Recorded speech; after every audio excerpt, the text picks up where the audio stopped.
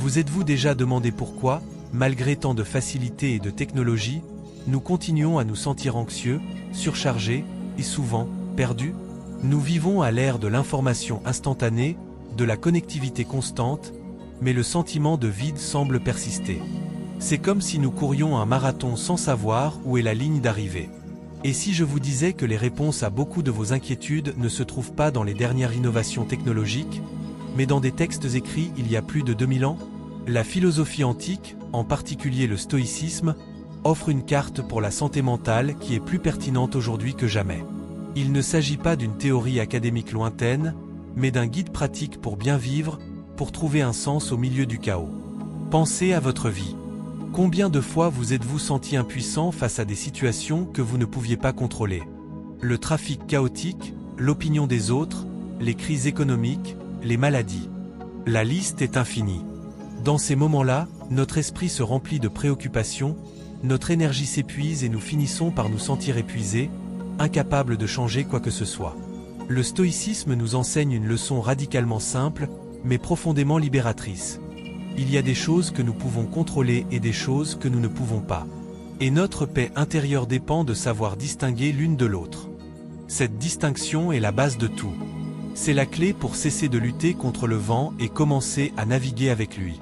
Le philosophe Épictète, un esclave devenu l'un des grands penseurs stoïciens, enseignait que ce ne sont pas les événements qui nous troublent, mais notre jugement sur eux. Réfléchissez à cela. Ce n'est pas votre patron qui vous irrite, mais votre interprétation selon laquelle il est injuste. Ce n'est pas la pluie qui gâche votre journée, mais votre idée qu'une bonne journée a besoin de soleil. C'est un changement de perspective puissant. Il nous sort du rôle de victime et nous place aux commandes de notre esprit. Le stoïcisme nous invite à nous concentrer sur ce qui est à notre portée. Nos choix, nos actions, nos réactions et surtout, notre caractère. C'est une invitation à devenir les maîtres de notre monde intérieur, indépendamment de ce qui se passe à l'extérieur. Beaucoup associent le stoïcisme à un manque d'émotion, à une vie monotone et sans plaisir. C'est une grande erreur. Les stoïciens ne cherchaient pas à supprimer les émotions, mais à les comprendre et à les gérer pour qu'elles ne dominent pas notre vie. Ils savaient que la colère, la peur et la tristesse sont naturelles, mais croyaient que notre réaction à ces émotions est un choix. Et qu'avec de la pratique, nous pouvons choisir de répondre avec sagesse, plutôt que de réagir impulsivement. C'est comme un surfeur, il ne peut pas contrôler la vague, mais il peut apprendre à la surfer. La vie nous envoie des vagues tout le temps, mais le stoïcisme nous donne la planche pour ne pas être emporté par elle. Pour les stoïciens, le but de la vie n'est pas la richesse, la gloire ou le pouvoir.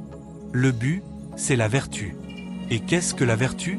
C'est vivre en accord avec la raison, avec la nature, avec ce qui est bon. C'est la recherche de la sagesse, de la justice, du courage et de la tempérance. Et cette recherche est un processus quotidien. C'est comme un entraînement mental, un exercice pour renforcer notre esprit. L'empereur romain Marc Aurèle, qui était stoïcien, écrivait un journal pour lui-même, plein de rappels et de réflexions sur comment devenir une meilleure personne. Ces textes, réunis dans le livre Penser pour moi-même, nous montrent un homme puissant, mais qui luttait avec les mêmes inquiétudes que nous, la mort, la trahison, le sens de la vie. Et il a trouvé dans la philosophie son refuge. Le stoïcisme n'est pas une formule magique pour le bonheur, mais un chemin vers la tranquillité. C'est la capacité de trouver la paix au milieu des tempêtes. Et cette tranquillité vient de notre engagement à être de meilleures personnes, à agir avec intégrité, à nous concentrer sur ce qui compte vraiment. Pensez à votre quête de sens. Croyez-vous qu'il se trouve dans quelque chose d'extérieur, comme un nouvel emploi ou une relation? Les stoïciens diraient que le sens se trouve dans votre capacité à être une personne vertueuse, à contribuer au monde, à vivre avec un but. Et que c'est la seule chose que personne ne peut vous enlever. La santé mentale, pour les stoïciens, n'est pas l'absence de problèmes, mais la force de les affronter. C'est la capacité de garder la sérénité face à l'adversité, d'accepter ce qui ne peut être changé et d'agir avec sagesse sur ce qui peut l'être. C'est une invitation à cesser de nous plaindre du monde et à commencer à construire notre monde intérieur. C'est un voyage vers la connaissance de soi, vers l'acceptation de soi et vers la croissance personnelle. Et le meilleur de tout, c'est un voyage que vous pouvez commencer maintenant, sans avoir besoin de rien d'autre que de votre propre esprit. Si la première partie de notre discussion vous a inspiré, la deuxième concerne la manière de mettre cette philosophie en pratique. Il ne suffit pas de savoir que le stoïcisme existe. La véritable transformation se produit quand nous l'appliquons à notre vie quotidienne. C'est comme apprendre à nager. Vous pouvez lire tous les livres sur la natation, mais vous n'apprendrez vraiment que lorsque vous sauterez dans l'eau. Alors, plongeons dans les outils pratiques que les stoïciens utilisaient et qui peuvent révolutionner votre santé mentale aujourd'hui. L'une des techniques les plus puissantes, et en même temps, inconfortable, est la visualisation négative. Cela semble étrange, n'est-ce pas? On nous apprend toujours à penser positivement, à attirer de bonnes choses. Mais les stoïciens avaient une approche différente. Ils nous encourageaient à imaginer, pendant quelques minutes, que nous perdrions les choses que nous valorisons le plus. Notre emploi, notre santé, les personnes que nous aimons. L'idée n'est pas d'être pessimiste, mais de nous préparer à la réalité de la vie. Nos vies sont fragiles et les pertes sont inévitables. En nous confrontant à cette vérité, nous ne nous préparons pas seulement mentalement au pire, mais nous apprenons aussi à mieux apprécier ce que nous avons. Quand vous visualisez la perte d'un être cher, le temps passé avec lui devient plus précieux. Quand vous pensez que vous pourriez perdre votre emploi, votre travail actuel prend une nouvelle valeur. Cette pratique nous sort du pilote automatique et nous fait vivre avec plus de gratitude et de conscience. Une autre pratique centrale du stoïcisme est le journal de réflexion. Vous vous souvenez que Marc Aurèle écrivait dans son journal? Il le faisait pour se rappeler ses principes, pour analyser ses actions et pour se préparer au lendemain. L'idée est simple, à la fin de la journée, prenez quelques minutes pour réfléchir à ce qui s'est passé. Où avez-vous agi avec sagesse? Où auriez-vous pu mieux agir? Quels ont été vos jugements sur les événements? Cette réflexion quotidienne est un exercice d'autocritique constructive. Elle nous aide à identifier des schémas de pensée négatifs, à reconnaître nos failles et à planifier comment nous pouvons nous améliorer. Il ne s'agit pas de se blâmer, mais d'apprendre. Le journal devient un miroir de notre âme, un lieu où nous pouvons être honnêtes avec nous-mêmes. C'est l'espace où nous nous responsabilisons pour notre propre évolution. Le contrôle de notre attention était également fondamental pour les stoïciens. Dans un monde rempli de distractions, la capacité de se concentrer est un super pouvoir. Le philosophe Sénèque nous mettait en garde contre le danger de passer d'une chose à l'autre, sans jamais approfondir quoi que ce soit. Il nous encourageait à nous concentrer sur une seule chose à la fois, à nous consacrer à un sujet, à une tâche, à une relation. La concentration est une manière d'honorer notre temps et notre énergie.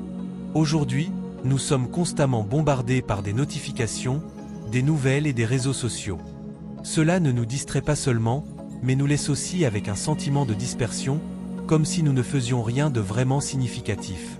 Le stoïcisme nous invite à être maître de notre attention, à choisir où nous la plaçons. Quand vous décidez de vous concentrer sur une conversation, vous la rendez plus significative. Quand vous vous consacrez à un projet, il devient plus gratifiant. Enfin, et peut-être la leçon la plus profonde du stoïcisme, c'est l'acceptation. Pas l'acceptation passive, du type « Ah, j'abandonne ». Mais l'acceptation active, du type « C'est ce que c'est, et maintenant, qu'est-ce que j'en fais ?» La vie n'est pas juste. Les gens peuvent nous décevoir. Les plans peuvent échouer. C'est la réalité. Et notre paix intérieure dépend d'accepter cette réalité plutôt que de lutter contre elle. Pensez à une pierre dans une rivière. L'eau peut essayer de la changer, mais la pierre reste là, ferme, tandis que l'eau coule autour d'elle. Nous sommes la pierre. Les problèmes sont l'eau. Et notre résilience réside dans le fait de rester ferme, en acceptant ce qui ne peut être changé, et en utilisant notre énergie pour trouver des solutions et aller de l'avant. La santé mentale n'est pas un état final à atteindre. C'est un voyage. Et la philosophie vieille de 2000 ans, en particulier le stoïcisme, offre une boussole pour ce voyage. Elle nous enseigne à ne pas craindre la douleur, mais à l'utiliser comme un catalyseur de croissance.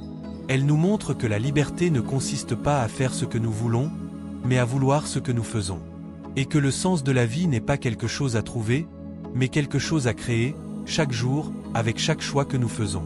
C'est une invitation à vivre avec un but, avec courage, et surtout, avec une profonde sérénité intérieure. C'est une philosophie pour la vie réelle, pour votre quotidien, et pour votre quête de sens.